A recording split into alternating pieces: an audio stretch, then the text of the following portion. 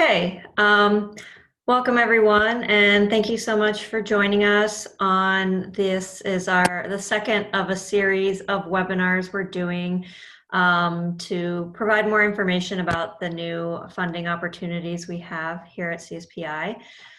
Specifically today, we're going to be talking about menu disclosure work. I'll start by just covering a few logistics for the webinar and introductions of my colleagues. So we'll just ask everyone to stay on mute while we're giving the presentation. And we should be no more than 30 minutes in presentation, so be leaving plenty of time at the end for any Q&A that you might have. We do ask if you submit any questions you have via the chat. My colleague Katie Marks will be monitoring that, and when we're done with the presentation, we'll just go in order of the questions that are asked. And then if there's clarification or specifics that folks want to add, then you can unmute and speak up at that time. And so I'll also introduce, in addition to Katie, two of my other colleagues are on the call that specifically are working on our menu disclosures campaign. That's Deanna Nara. She's a senior policy associate at CSPI, and Sarah Sorsher. She's the deputy director of regulatory affairs at CSPI. So just to give a brief introduction, I'm guessing there may be varying degrees of familiarity with CSPI among the folks on the call. CSPI, we're a consumer advocacy organization that's been a leading independent authority on nutrition issues since 1971. We work through advocacy, policy, education, and litigation to make it easier for Americans to eat healthfully. A few of the efforts that we've been involved in leading, passing laws to secure original nutrition facts labels on packaged foods in the 90s, adding labels for trans fat, added sugars, and major allergens, menu labeling in chain restaurants, supermarkets, theaters nationwide, getting soda out of junk food out of schools and improving school meals, and reducing junk food marketing to kids. So the background on this specific opportunity, CSPI was awarded a grant from Bloomberg Philanthropies to lead national advocacy initiative. And a very important part of this is working on state and local nutrition policies to improve public health, and specifically providing models that can be replicated and scaled. So as part of this initiative, we are soliciting applications in different areas related to school meals, restaurant kids meals, the retail environment, and state, local, and federal programs. So our goal is to support public health, and especially for low-income families and communities of color. And as you probably saw on our RFP announcement, we have 4 different campaign opportunities. We're hosting webinars for each of these opportunities, and so you're welcome to join any of those as well. We just had our SNAP webinar yesterday, and the other 2 will be in the next 2 days. And the recordings will all be available online, and we'll share those around after this call.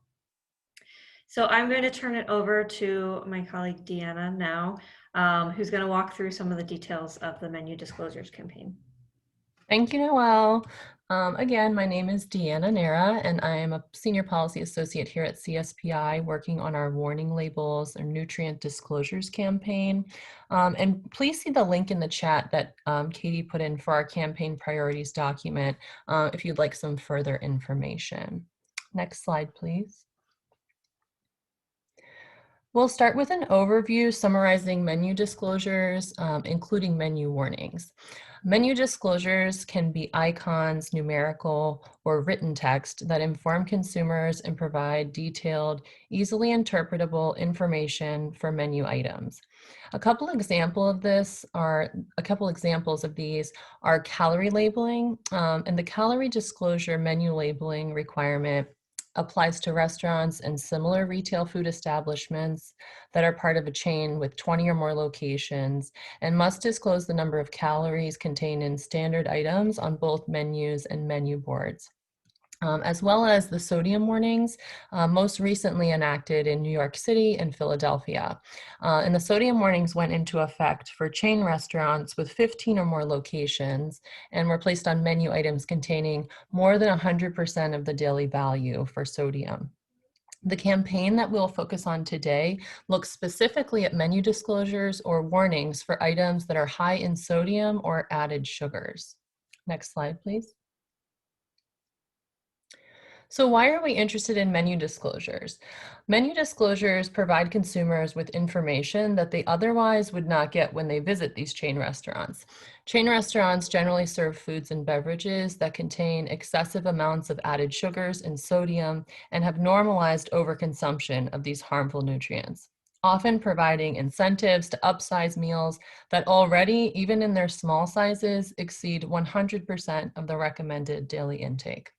We're also interested in the menu offerings at chain restaurants because of the potential impact on health equity. We know that fast food chains are disproportionately located in low-income and minority communities and tend to provide fewer healthy options. Menus are currently only required to provide calorie information on menu boards and menus and other nutrient information only upon request. These disclosures are generally not sufficient to inform or influence consumer decision-making.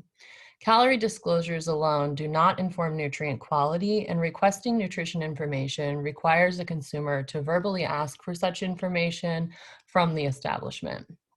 Consumers are also required to interpret this information all on their own, which means that people with higher nutrition literacy tend to see a greater benefit from the existing disclosures.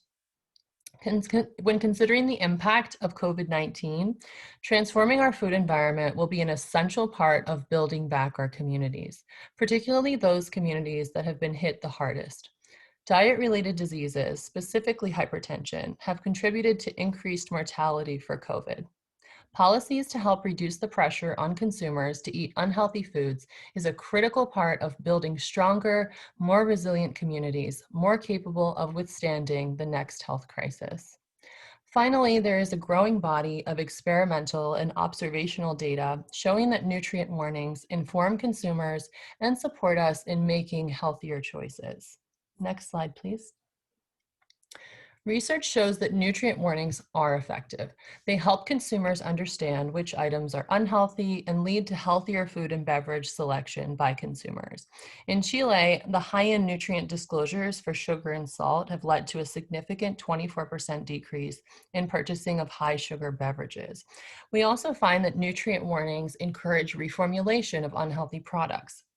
And we see that less than a year after implementation of the Chilean food labeling and advertising law, food and beverage manufacturers moved to reformulate several products, which resulted in a significant reduction of added sugars and sodium. And here we have an example of the Chilean high-end nutrient disclosures. Next slide, please. We are looking to work with subgrantees to secure a policy, such as a law or city ordinance, requiring a disclosure statement that identifies food and beverage items offered for sale that are high in sodium or added sugars, such as this example of the sodium warning required on menu items in Philadelphia that contain more than a day's worth of sodium. CSPI is offering subgrants of up to $150,000 per jurisdiction, which includes up to $120,000 in nonprofit 501c3 funding and up to $30,000 in lobbying or 501c4 funding. Next slide, please. Grantees will have the flexibility to design a policy goal within that framework that meets the needs and interests of the communities in which they work. CSPI is offering technical assistance to grantees as part of the policy design process, which includes both looking at the research on efficacy for different disclosures and preparing for possible legal challenges by designing a policy most likely to survive scrutiny by the courts under the First Amendment or other laws. Some features that grantees might want to consider when designing the approach or policy could include the jurisdiction they want to target. The policy could apply at the city, county, or state level where the disclosures will appear. The policy might place these disclosures on online platforms, brick and mortar stores, or a combination of both. the extension of the policy to calorie labeling. Given the number of consumers that are buying foods online, the group may want to consider extending the policy to online platforms where federal rules currently are not being enforced. The policy may also want to tackle menu items that are high in sodium, added sugars, or both. There is also flexibility around which foods and beverages would receive the disclosure. For example, we might look at disclosures for foods and beverages that contain more than 50% of the dietary guidelines daily value for added sugars. Next slide, please.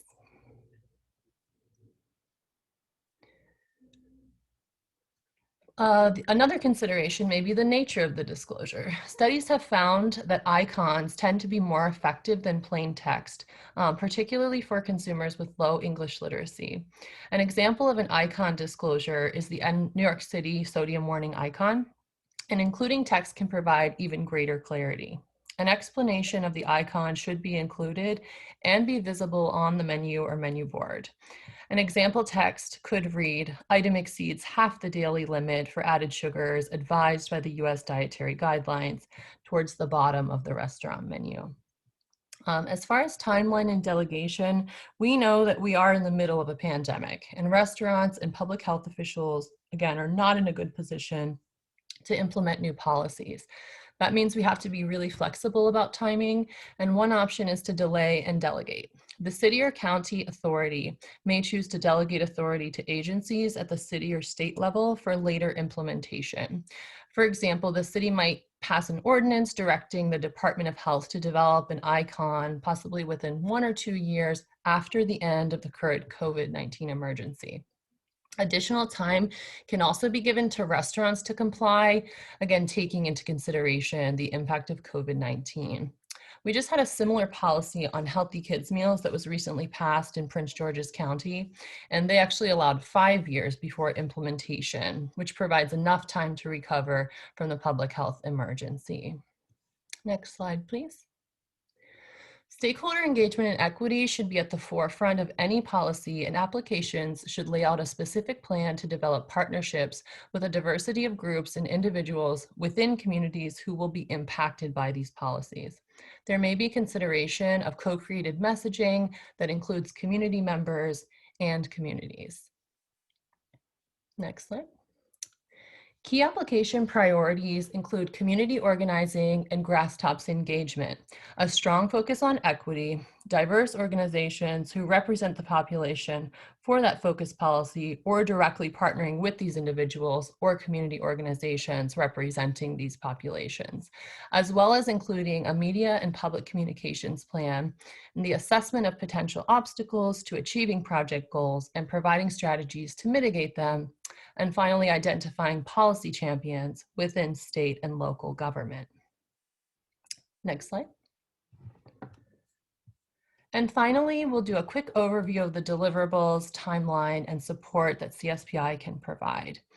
Subgrantees can work with CSPI to identify strategies for achieving key deliverables under the grant and identify key benchmarks, such as the introduction and passage of the bill or ordinance. As far as the timeline, initial funding is through January 31st, 2022, but can possibly be extended for additional 3 years for building on that progress within that jurisdiction or additional work in other jurisdictions. As far as support, CSPI provides support to grantees in addition to the funding covered by the grant. This includes technical and legal assistance, organizing capacity, graphic design, communications, advertising, social media, polling, and events. And I'll turn it back to you, Noelle. Okay, thanks so much, Deanna. So to go over, if you have any questions, please start typing them in the chat, and we will move to the Q&A session very shortly.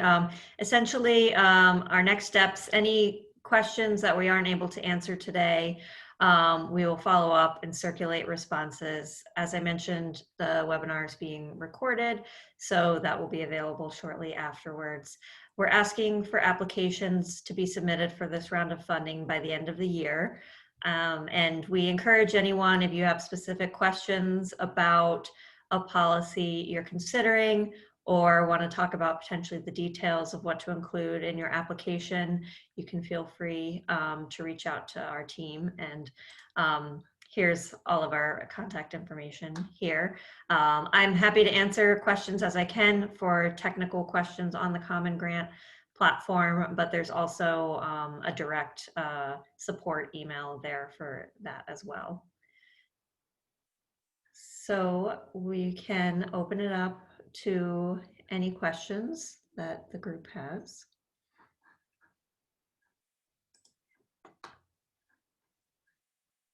I don't see anything in the chat yet, so if anyone wants to go ahead and can verbally ask questions, that would could work as well. We have a smaller group here today.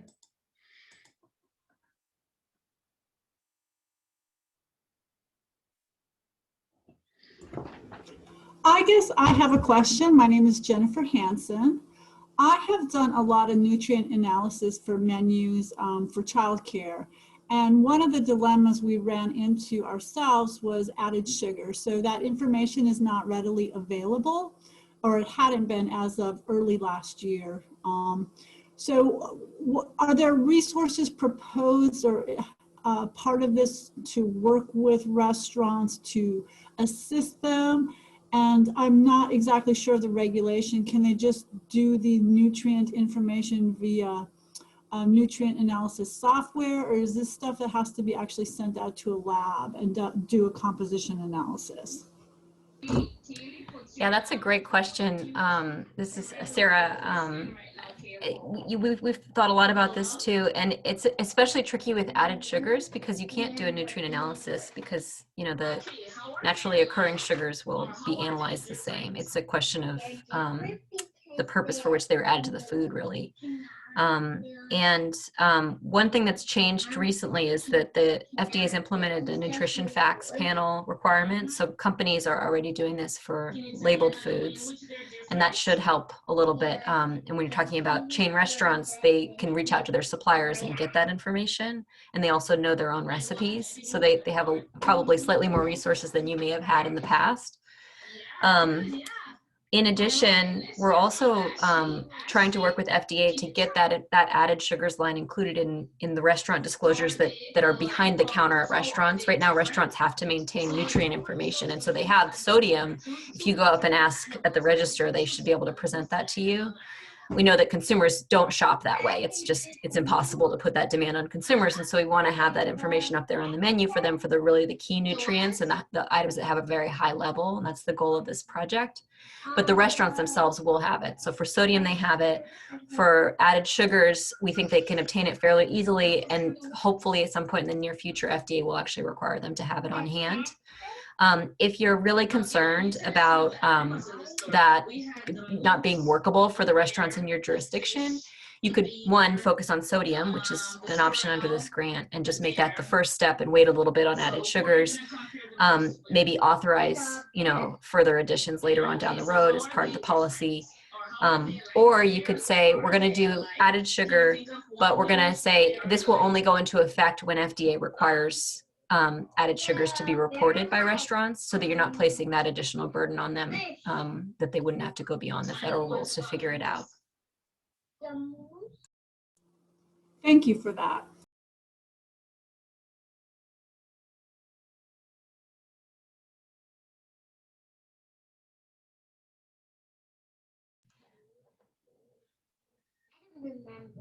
Grass and twigs.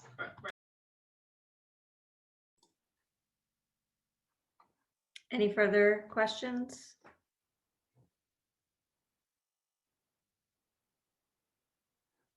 I can cover just a few of the Q&A that we've generally received from various applicants that others might be thinking. We've had questions from applicants whether they can apply for multiple campaigns. And the answer is yes. We're asking, our general advice is to submit an application for each individual campaign, because in most cases they would be distinct, working on this warning labels, menu disclosures work, and maybe if your organization also works on kids' meals or school foods. So you can utilize the links in Common Grant. You can only work on one application at a time, but all of your organizational information would copy over. So there is the ability to submit multiple applications. We are talking in some jurisdictions about thinking about maybe a more combined omnibus type of bill that would cover different areas of our campaign. So if that's something that you're considering or thinking about, that there'd be a way to do that and combining this with another one of our stated campaigns or other work that's happening, you can feel free to reach out to us and discuss those specifics. Another concern, I think, as was already touched on in the presentation, but we do acknowledge that our funding cycle currently, is short, that we're essentially looking to offer one-year grants at this time through the end of our current funding round. So we want applicants to be realistic in your application of what you think can be accomplished during that 1-year period, and then potentially also commenting on a longer time horizon if you're not necessarily anticipating to pass a campaign policy or ordinance within that time, what would could be done within 12 months, and then what would likely need a longer time horizon. I think, and then another question that's come up is how should you handle multiple organizations working together? We do encourage organizations to, coalition building in different states or cities. So typically we're looking for one organization to apply as the main grantee, and then provide information on subgrants or other awards that you would be then giving to other partners as part of the coalition. So those are a few general questions. Any other questions come up from participants as I was going over those?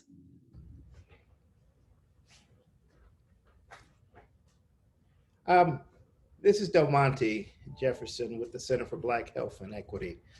On this drive to get these policies, is this a 1-year thing that you guys are trying to do, or do you see this having additional life beyond the first year?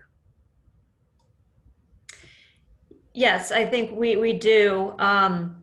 We're overall a part of a larger 5-year project, but we currently are only able to offer grants at the moment for this first funding cycle for a year. But the intention is that we're using this period to identify partners to start work, and we have all intentions of if things are successful and looking promising, that we would be hopefully continuing to partner with and fund in the future for those campaigns.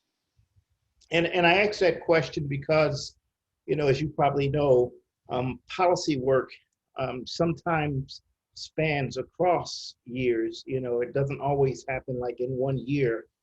When you're starting and you're developing and building that capacity within those community organizations, by the time you get them ready to go and talk to the legislators or whoever is in charge, it could be past the time when they can actually vote on policies for that particular year. And so then you would have to wait until the next year to bring it up and get the actual policy passed. And so it's almost like, almost like a 2-year initiative. You're building capacity, and then you're ready to approach the legislators, and then you've got that time. And so that's how I was just asking that question in terms of the time frame and what it is that you're going to look at success. Do you look at success in terms of you've got the coalition that's ready to advocate, or that you actually have the policy passed, which could again be in year 2?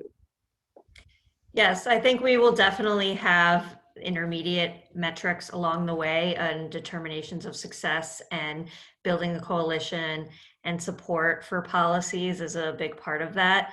I think to the extent you can comment on these tensions in an application and cycles for when legislation meets in a given city or geography. So showing that you're aware of what cycles are, even if it's to say that we're going to miss this cycle, but this is the work that we would be doing over the next year to prepare for a future cycle of legislation. So being aware of sort of the constraints that you would be working within would be helpful in the application, but definitely we're not expecting all of, every policy to, be passed by December of 2021 or anything like that.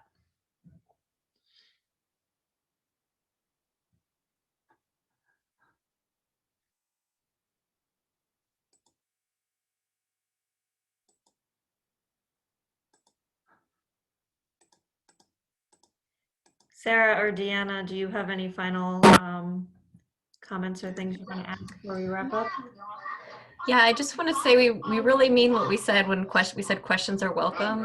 If you're at all considering putting together a grant application, I really want to encourage you to reach out to myself or Deanna, just so we can be aware that you're interested and maybe answer any questions you might have up front around big picture things like, jurisdictions to target, what kind of policies you're going to be looking at. Because that also helps us to plan ahead too and thinking about how we're going to manage the applications that come in. Yes, and I have nothing further to add. Just please feel free to reach out to me. Our emails are on the screen, and we'll be happy to assist with any questions that you might have. Katie, do you have anything to add before we wrap up? Yeah, I just want to remind folks that we were recording today's meeting. So if you ever need to go back or reference anything, I'll be sharing out today's recording. We can also share the slides as well. Great. Well, I'll go ahead and wrap things up. Thank you very much, everyone, for joining. And we look forward to engaging with you in the future. Have a great day.